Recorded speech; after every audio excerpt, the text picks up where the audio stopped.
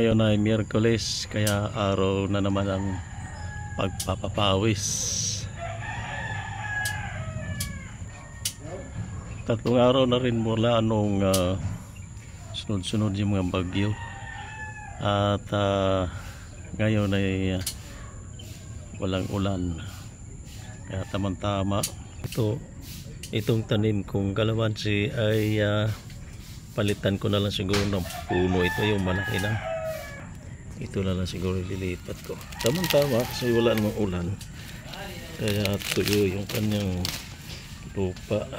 Ayan o, isa nga siya o. Sana mabuhay sa paglilipat. Ayan yung kalamansi. So, ilang araw lang hindi nakarating dito. Ang lalaki na huli ng mga sanga. Siguro mga ilang buwan lang ito. Pwede talaga itong gawing tree house. Yung kakao, talpo siya ng gusto. Tapos ubi, ayan, manageable naman.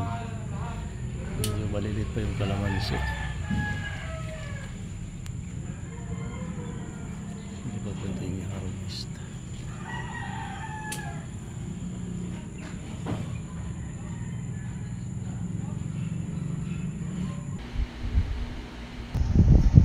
In this chapter, we are reminded of the importance of today.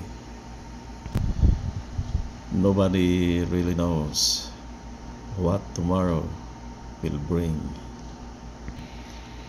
Hebrews chapter 3 verse 8 says, "Do not harden your hearts as in the rebellion, in the day of trial in the wilderness, where your father tested me, proved me, and saw my works 40 years."